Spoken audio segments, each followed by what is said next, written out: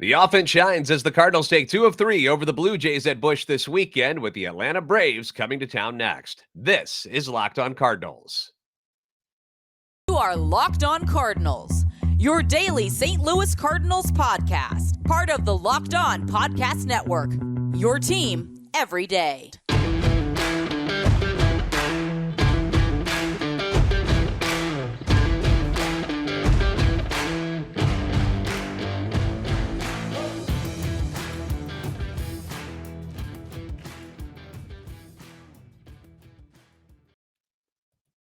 Hey there, Cardinals fans. I'm JD Hafford, and I'm a national radio sports anchor, born and raised in the Lou, and a lifetime Cardinals fan. And I'm your host for Locked On Cardinals, part of the Locked On Podcast Network, covering your team every day. You can follow me on Twitter at JD Sports Radio and follow the podcast at LO_Cardinals. I want to thank those of you who make Locked On Cardinals your first listen every day. We are free and available wherever you get your podcast, whether it's iTunes, Spotify, or Google Podcast. On YouTube, make sure you like, subscribe, and comment. That way you can interact with us. Hit the notification button so you know when the new episodes are posted. This is a show serving Cardinal Nation and giving the best fans in baseball all of the info about the birds on the bat. Today's episode is brought to you by Ultimate Baseball GM. If you've ever dreamed of becoming an MLB GM and managing your own baseball franchise, then this game is definitely for you. To download the game, just visit ultimatebaseballgm.com or look it up on the app stores. Our listeners get a 100% free boost to their franchise when using the promo code Locked On. Make sure that's in all caps, Locked On, in the game. A great weekend of baseball for the Cardinals, who take 2 of 3 from one of the top teams in all of Major League Baseball, the Toronto Blue Jays. And let's be honest, they probably should have swept this series. You had the lead on Thursday on opening day. You had it on a couple of occasions, and we're only 3 outs away from taking it before the Blue Jays made that comeback in the 9th inning to kind of shock the 47,000 plus that were in attendance on Thursday. And you got to give credit to Ali and the team for kind of shrugging off that tough loss and coming back the next 2 days and getting convincing wins. They very easily could have hung their heads and moped into Saturday's game with a sour attitude. And, you know, with Jack Flaherty having one of the craziest stat lines you'll ever see out of a starting pitcher on Saturday, just walking hitters left and right. They could have gotten frustrated and let that game get away, but credit to them and credit to Jack Flaherty, who, despite not having his A stuff on Saturday, battled through a very tough Toronto Blue Jays lineup and getting through 5 innings to give his team a chance to win. I mentioned this on Twitter on Saturday during the game that it wasn't so much that Jack was even that bad. He really wasn't. You see 7 walks, you see a hit batter, and you're like, gosh, he must have really stunk. He must have been, you know, Rick Vaughn, Wild Thing type of wild out there where the ball's flying all over the place. But that wasn't really the case. He was missing the zone. Yes, it's not like the ump was squeezing him really, but the Toronto hitters weren't chasing anything, like nothing. It was amazing how they were able to stand there in the box and just watch pitches, you know, dip out of the zone. It was incredible. They just had this eagle eye thing going on Saturday, and it wasn't until later in the outing that Jack began to use the slider a little bit more and started fooling Blue Jays hitters some, because they just were not taking the bat off their shoulders for anything. They were making Jack Flaherty throw strikes, and he was trying to get them to chase things, and they just were not biting. It just wasn't going to happen. That's a dangerous lineup. The Toronto Blue Jays are a dangerous lineup, and you can see why Flaherty would pitch a little more cautious to them when he got ahead in the count, because that's what he was doing. It's not like he was falling behind like 3-0. He would actually get ahead of these guys quickly, and still they would just stand there and watch the pitch dip in and out of the zone. They just were not going to fall for any of that, and we're more than happy to take the walks. But credit to Jack. Like I said, never let the frustration get to him. He kept pumping in pitch after pitch and refused to lay any like meatballs right over the heart of the plate for them to smash. And somehow, some way, 7 walks and a hit batter, no hits, no runs. None of them scored. Nobody crossed the plate before Jack exited the game. Also, I don't know if you guys actually caught the Jack Flaherty Joker hype video that he put out before the game. I've retweeted it from the podcast Twitter if you want to go and give it a gander. But if you listen closely at around 17 seconds of that hype video, you might recognize a familiar voice. Me. I almost crapped my shorts when I first heard it, because I saw that he had posted something and I started watching it, and I actually went through it once before even realizing that he had taken, or whoever put the video together had taken part of the audio from one of our podcasts and put it in there. And I was like, wait a second, hold on. Was that what I thought I heard? And I was like, what? We actually made Jack Flaherty's Joker hype video. Lo and behold, how about that? And I thought that was kind of cool, right? I like to be included on that. And another thing that made it cool, especially, is because I'm a big Batman fan, huge Batman fan. And I've actually even got, I'm going to bring this up on the screen for you on YouTube real quick. I've got this Joker art. Here, check it out on YouTube, obviously. Look at that. I got that from my little brother, who bought me that, and I just haven't put it up in the office yet. We've moved a couple times, and I just haven't ever put it up in here. But I feel like I kind of got to throw it up there now, because Jack Flaherty is, using his inner Joker to get through what was a tough matchup there on Saturday, and he fought through it. So you gotta applaud Jack for doing that. As much as not just me, but a lot of people give him a lot of crap. He fought through that in 5 no-hit innings. You're not going to argue with that, can you? Outside of Jordan Hicks' appearance on Saturday, the bullpen shut things down. Offense did just enough to get the win. And then yesterday, they just absolutely ambushed Blue Jays starter Chris Bassitt from the start. Nothing like starting off the game with back-to-back jacks from Brendan Donovan and Alec Burleson to set the tone for the game. That marked the first time, actually, that the Cardinals had back-to-back home runs in the first inning since Matt Carpenter and Carlos Beltran homered on April 26th in 2013. Then Nolan Gorman, and that's to lead off a game, by the way. And then Nolan Gorman tees off for a 2-run shot that went an estimated 446 feet into the right center field bleachers to make it 4-0. And according to Rob Raines at STLSportsPage.com, the last time the Cardinals hit 3 home runs in the first inning of a home game was on July 24th of 2005, which was the final year of Busch Stadium 2, when, you're going to love these names, Abraham Nunez, Jimmy Edmonds, and John Mabry all homered off the Cubs. Mark Pryor.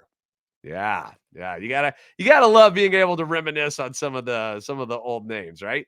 But the Blue Jays don't go away. They don't. They put together some hits, climb back into it with 3 runs in the second off of Jordan Montgomery. But the Redbirds' offense would not be denied this day. They scored 3 more in the third inning, 2 of them coming on, guess what? Another Nolan Gorman dinger to make it 7-3.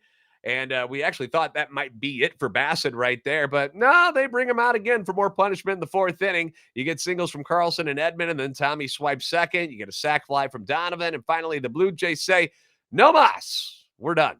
And they actually pull Chris Bassitt. Alec Burleson greets the new pitcher with a rocket double into right center field, scoring another run to make it 9-3. All of those runs, by the way, are charged to Chris Bassitt. And he had a nasty line, an absolutely nasty line for his first start as a Blue Jay. He goes 3 1/3 innings, 9 runs, 10 hits, 4 home runs, no strikeouts, none for Chris Bassitt, who was a big-time free agent this offseason, a guy that I kind of, banged the table for. I was like, he might be pretty good in a Cardinal uniform, normally keeps the ball down. He did not on this day, and he got ripped hard. Meanwhile, you got our man Jordan Montgomery, Monty, as we like to call him, keeps plugging away, gets through 5 innings. Chris Stratton and Packy Naughton finished the final 4 innings with just 1 run coming in. That one was against Stratton. Cardinals win at 9-4. They take 2 of 3 in the series, and it was a fun series to watch. I'll say, entertaining to say the least, right? You had the offense, you had some decent pitching here and there, especially on Saturday. I wouldn't say what Jack did was decent pitching, but it was no hit for 5 innings. Kept it entertaining, right? And then what Major League Baseball wants? People on the base pass. I don't think they wanted it that way. But anyhow, we're going to talk about the good, the bad, and the ugly from this opening series in 2023. We'll do that next here on Locked On Cardinals. Ultimate Baseball GM. If you love baseball and you love video games, then I have got a game for you. Pro Baseball GM combines your dreams of being a Major League GM with the fun and enjoyment of a video game. At one point or another, you've probably thought to yourself, I could take over as the Cardinals GM. Be an easy job. I got this. Well, all you armchair GMs, now's your chance to show it off because it's not as easy as it looks. And this game is not as simple as you may think as well. You're going to be in charge of managing every strategic aspect of your team. You're going to play through the season and lead your team to glory, or you're going to get fired. Okay. It happens. It happens. I haven't been fired in my season yet, but I haven't had a winning season yet either. So it's not an easy game to play. It takes some strategy. You got to hire the right coaches and staff. You got to manage the finances. You got to scout and draft players, navigate through the franchise. You got to deal with the free agency and all the ups and downs that go along in the season. And it's all in a challenging and realistic game world.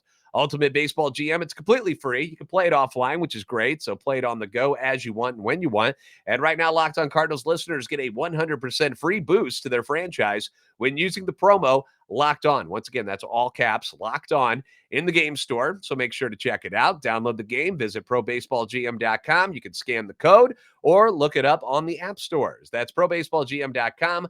Ultimate Baseball GM. Start your dynasty today.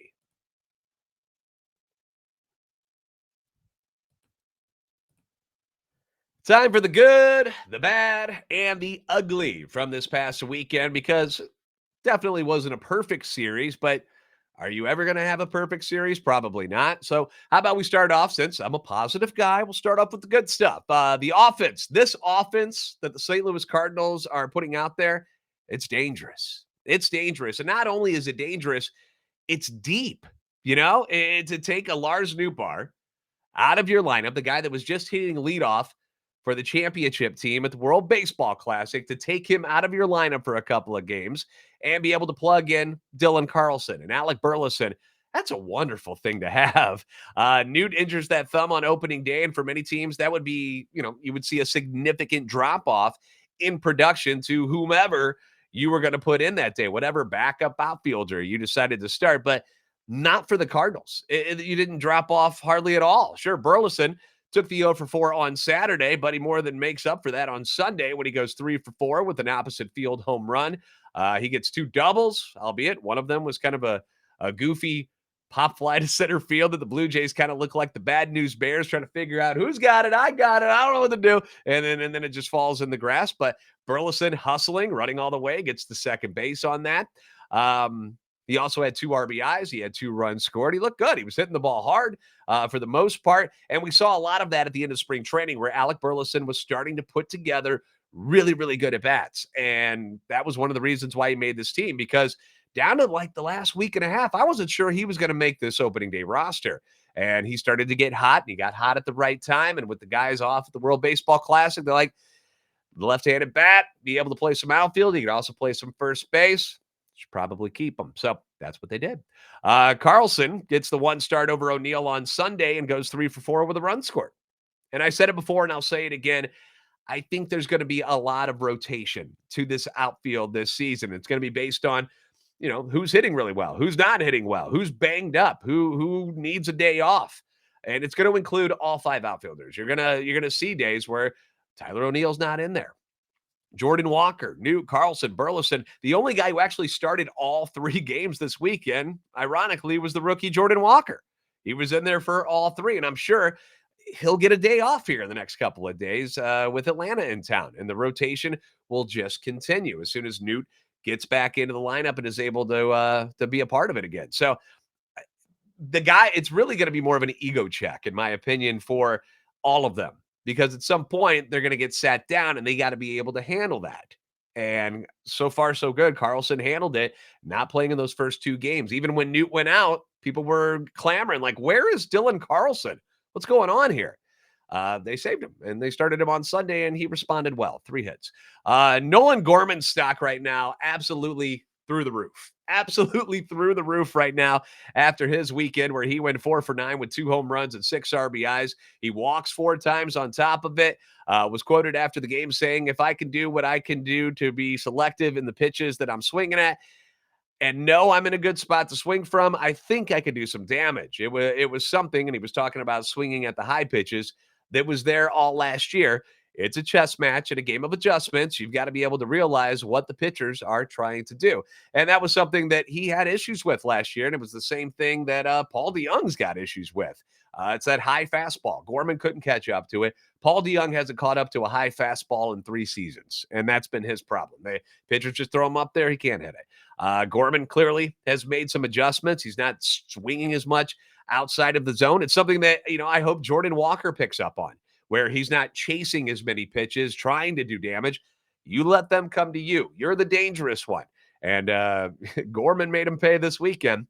Whatever you're doing, whatever these adjustments are that you got going on with the hitting coaches, keep it up, Nolan, because if you can get that production that you saw this weekend from your number 6 guy, the number 6 guy in your lineup, behind Goldie, Arenado, and Contreras, look out. Look out. After this opening weekend, here are the stats for the Cardinals. The team is first in Major League Baseball in batting average, hitting .373. They're first in OBP, second in slugging, second in OPS, fourth in runs scored, second in hits, second in home runs, and first in strikeouts.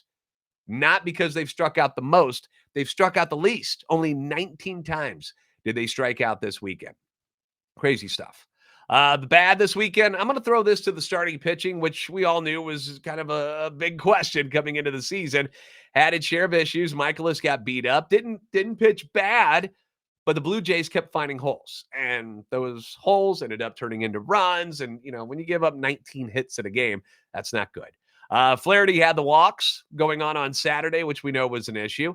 Then Montgomery had a solid day, but you'd like to see these guys go deeper in games. Michaelis 3 1/3.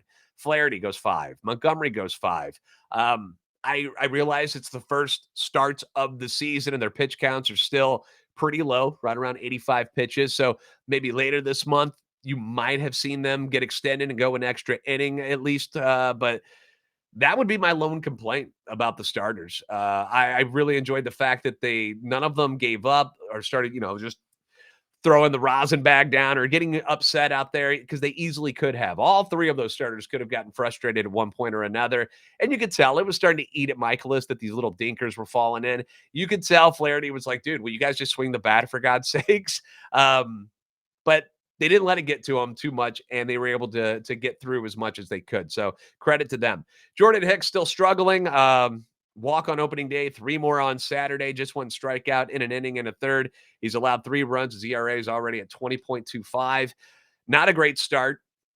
Helsley had the hiccup on opening day, but he looked much better in his second appearance on Saturday. So for the most part, the bullpen did their job. The bullpen did great. I would imagine you see more Drew Verhagen than Jordan Hicks in key situations until Hicks can get things straightened out because he don't look good right now. He's throwing the ball hard, but he doesn't look good. I do want to point out one thing, though, and it is a positive for all of the pitchers involved this weekend, even the ones like Hicks and stuff who might have struggled a little bit. The Blue Jays hit as many home runs as you and I did this weekend. 0.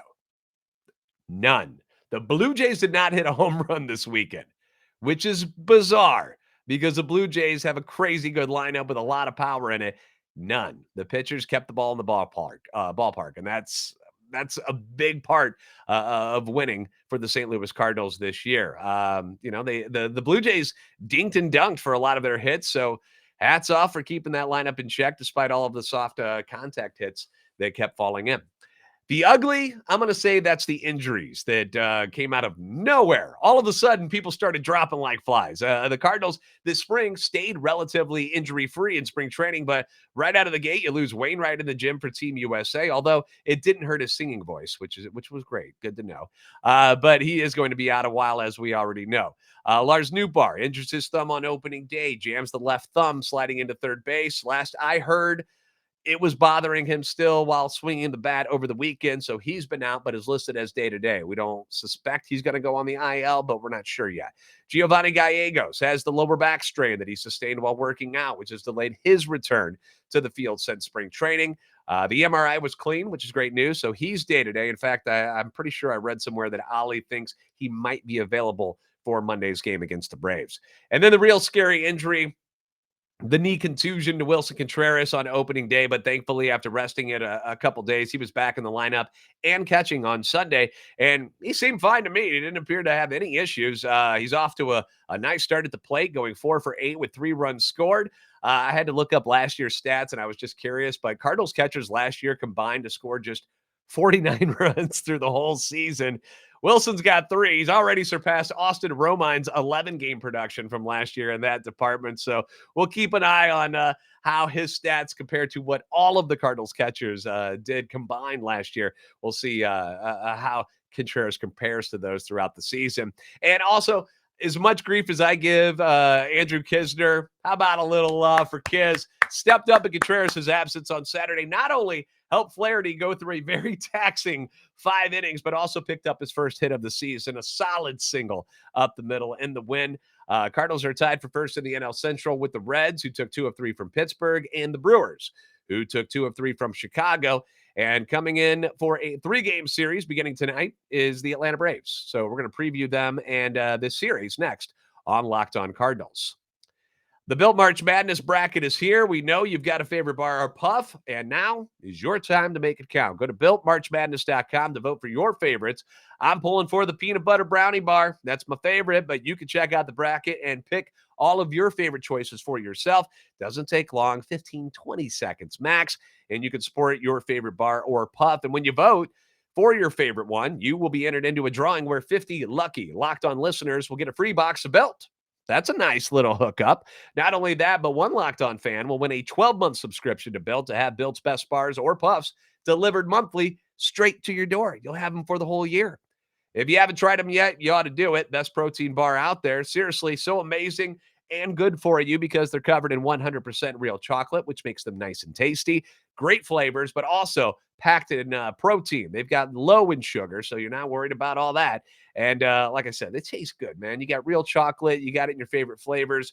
Run to BuiltMarchMadness.com right now to vote for your favorite bar or puff and pick up a box while you're there. You can vote every day in March, which we're not in anymore. So moving on to April, but make sure you hop on in, check it out for yourself, BuiltMarchMadness.com.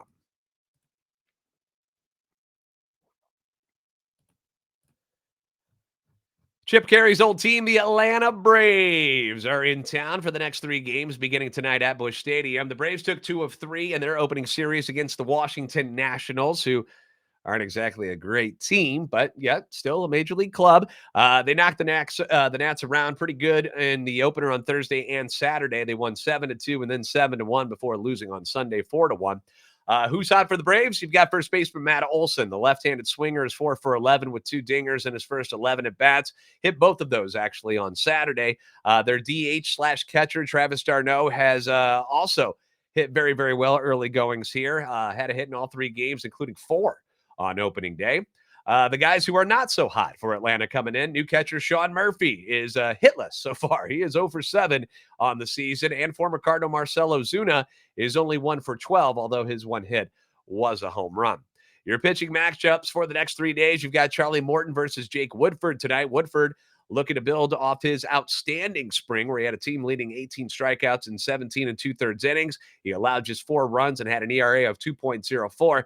He's looked great not only in spring training, but he looked good last year, too, coming out of the bullpen. He's earned these starts, and with the Wainwright injury, he's going to have a few of them because Wainwright's going to be out a little bit. They're not going to rush him back. So Woodford, can't wait to watch him pitch tonight after seeing all the good stuff that he had going on this spring. He was outstanding. Tuesday starters, you've got Steven Matz set to make his regular season debut. Also enjoyed a fantastic spring. The Braves have a rookie left-hander Dylan Dodd scheduled to start. Had some good numbers in the minors, but I don't know a lot about him other than he's left-handed. So we know how the Cardinals normally deal with lefties they've never seen before. Usually they suck. Hopefully that trend is broken and they won't have that issue.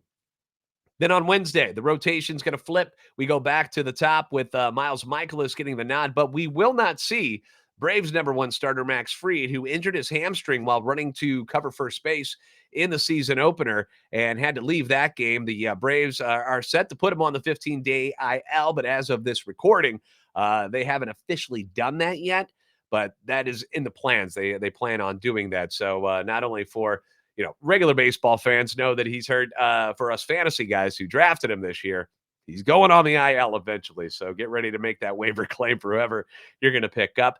Instead, on Wednesday, right-hander Bryce Elder could be making the start instead for Max Fried. Thanks for making Locked On Cardinals and Locked On just any of our teams, Braves, Blue Jays, anybody that the Cardinals are going to be playing. Thanks for making us your first listen. Now make your second listen. Locked On Fantasy Baseball. You can win your league by listening to Matt and Dom every day as they bring you the best fantasy baseball knowledge possible. Some big fantasy weekends for plenty of Cardinals players, but outside of St. Louis, you had Adam Duvall, massive weekend for Boston. CJ Cron for the Rockies. You're going to need to know who the pitchers are who were throwing twice this week. Pick some up maybe if you had Max Fried on your roster and he's not going to be available. Matt and Dom have got all the answers for you. Find Locked On Fantasy Baseball wherever you get your podcasts and on YouTube. It's part of the Locked On Podcast Network, your team every day. Once again, Cardinals back on the diamond tonight at Busch against the Braves. Veteran righty Charlie Morton going to the rubber for Atlanta against Jake Woodford for our Redbirds. First pitch will be at 6:45 St. Louis time. If you haven't already, please give us a follow on Twitter at LO_Cardinals and at JD Sports Radio. Like and subscribe on YouTube. YouTube. I don't know how I got all country there, but like and subscribe on YouTube to help our channel and love for the Cardinals grow. You guys are the best fans in baseball for a reason, and I'll see you next time on Locked On Cardinals.